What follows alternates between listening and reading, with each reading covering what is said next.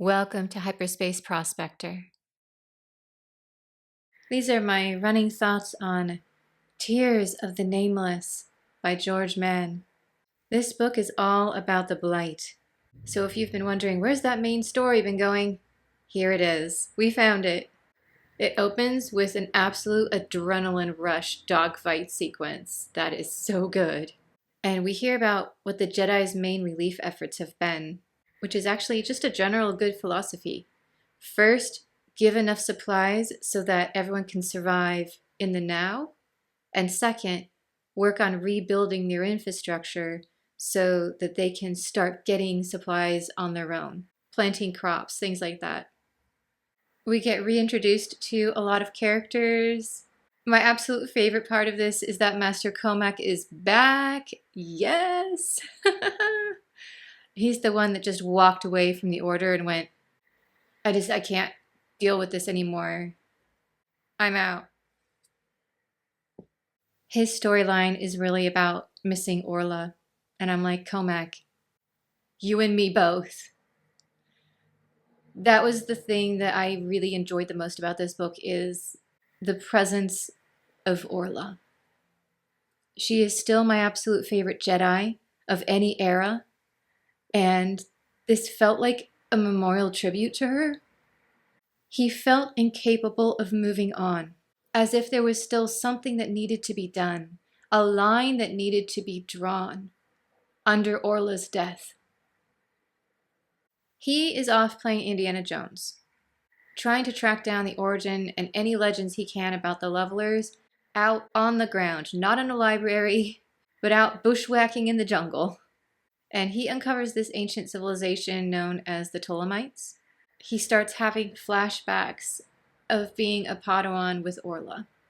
She's incredible, even at a young age. And Comac, of course, recognizes this too, and he asks her, "Why are you so wise already? Like, we're both kids."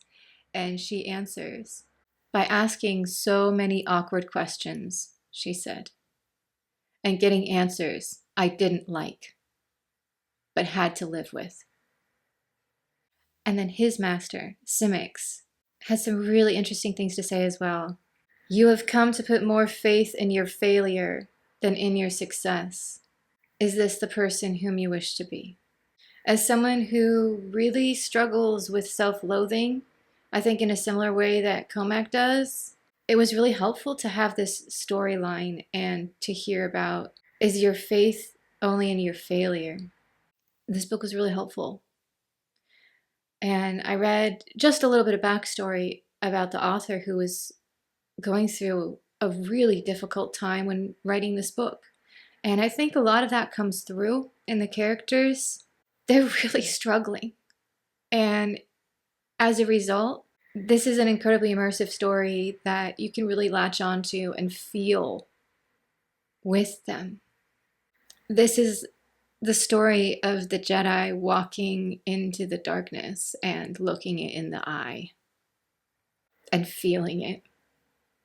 And then saying, "No, this isn't me." So this is not a flashy lightsaber fight, although there are some fun Star Wars book. This is difficult to read in the best way. It feels like going to therapy, honestly. We get Reith, who's probably the main protagonist of this book. He is completely overwhelmed right now with being the main person figuring out the blight.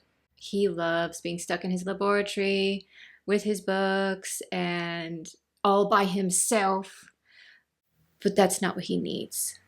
This story is him also just coming to grips with how abandoned he felt when Comac just was like, "Yeah, you're a Jedi Knight, and I'm not," and just as a result, Reith feels maybe he's partially responsible and has something to prove.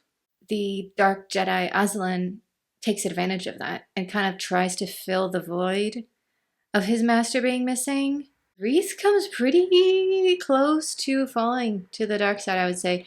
He has friends around him, like Vernestra, who really keep him grounded. And if he did not have that, I don't know what would have happened. So a lot of people after the Acolyte and stuff are like, oh, Vernestra. In this book, she's incredible. Really keeps Wreath on the right path. But she also is starting to see the not so good side of the Jedi Order in a way and what they're willing to do. So interestingly, as you see Wreath's faith, I guess you could say, strengthened, you see Vernestra's failing in a way, which is fascinating. And it also points out that famous scene where Martian Rowe walks up with the pink flowers and blights Coruscant, and you were like, well, okay, what's going to happen with that? This is what's going to happen in this book. The biggest thing, though, is that the blight has come to the Jedi Temple, and rather than tell anyone, risking all sorts of people in Coruscant and in the temple where there are younglings and children, the Jedi Council decides to hide it. The blight is literally eating away at the core of the temple, and the Jedi are lying about it. Everyone was watching Acolyte going, why would Vernestra try to hide things like this? Who do you think she learned from? It definitely felt a lot like Acolyte because you have the nuance of what is the dark side. Is it evil? Is it something out of necessity for some people? What is it exactly? And you see it from so many different perspectives. And honestly, Aslan has some good points. For example, things that are rigid are prone to break. And the Jedi Order is becoming more rigid with every passing day. We saw this with the Clone Wars. The more rules and the more rigidity the Jedi get, the easier they are for people like Palpatine to just break.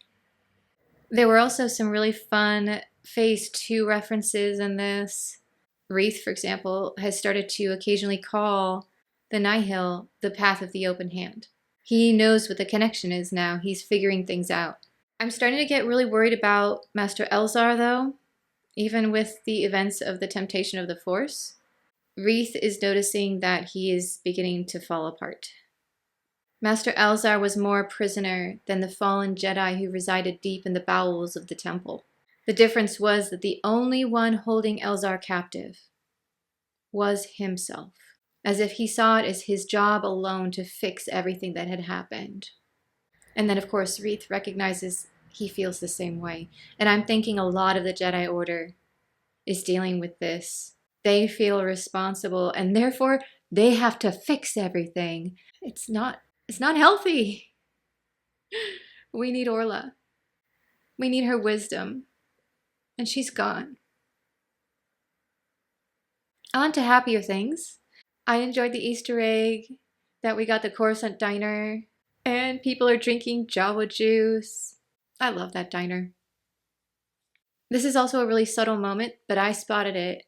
Wreath makes really good friends with Amadeo, and Master Lox, who's the master of Amadeo, meets Wreath, but does not know him that well, and addresses him as they, them, as the default, because he has not heard Wreath's pronouns yet, from what I can tell. Just kind of defaulted to they, them until he knew who Wreath was. And then we hear he, him. There was a little bit of romance going on. Our friend Amadeo and an RDC medic. There were sparks there. Please tell me I wasn't the only one to see it. The droid L-77 was absolutely fantastic. Love a sassy droid. There are a lot of explosions for two people blending in. Freeze! Right there! And then the descriptions in this book are incredible. They really make you feel like you're there. There's a whole bunch of cool abandoned cities and temples and stuff. And you can practically smell the moss and the dirt, and the descriptions are just fabulous. But it was the writing about the combat scenes that I thought was particularly effective. You could see them, printing their proud hooves and receiving us. Admit me chorus to this history. Apologies to non-Shakespeare fans. But there was so much detail. Like where someone is turning to, how they're angling the saber, everything. Incredible. I know I'm saying this a lot, but this book is so good. Intense. But just, 2 thumbs up. I also thought, oh, I'm used to the horror of having someone husked now. I can take this. Oh no. No. George Mann. That is the creepiest husking I've ever seen in my life. I was like holding the book, like vibrating. I cannot unsee that. Thanks, George. Thanks. That will haunt my nightmares for the rest of my life. So, be warned. Oh, I can still see it. I don't want to spoil it for you, but oh, if you've read this book, you know the scene that I am talking about.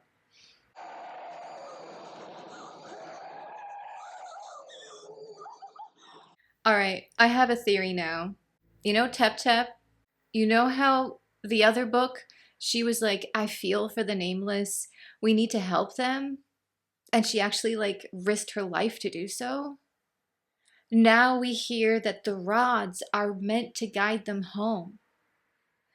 We need to get Tep Tep one of the rods, and she needs to be the person who helps bring them home. Am I alone in this? Do I need a book about Tep Tep saving the rest of the Nameless and the Jedi Order in one swoop? Anyone else? This was so character driven, although a lot of it was quite philosophical. For example, Padawan Zaf, he's drinking water and is just like, this is so good. And is asked, what was that about? I seek to honor each moment fully as it passes and enjoy the pleasures it affords. Every single thing you do, relish that moment. If it's drinking water, if it's walking past the beautiful autumn colors a lot of us are seeing right now.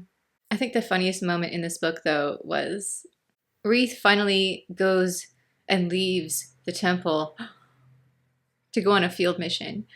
And they need to collect rock samples. So they start blasting rocks. And Geode is standing nearby and is just like,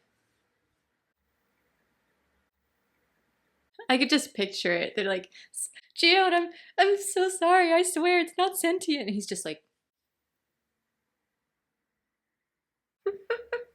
I love Geode. I mean, who doesn't? Again, this book was an experience to read. You could feel the emotion of the characters, of the author, and definitely of me, the reader. And we have a quest now. We have a light at the end of the tunnel for the High Republic. I'm so excited to see where the story goes next. I have ideas, but I want to see how they play out. For light and life. There is a darkness reaching like rust into everything around us. We let it grow, and now it's here. Perhaps it's too late. But I'll tell you this. If I could do it again, I'd wake up early and be fighting these bastards from the start. Fight the Empire!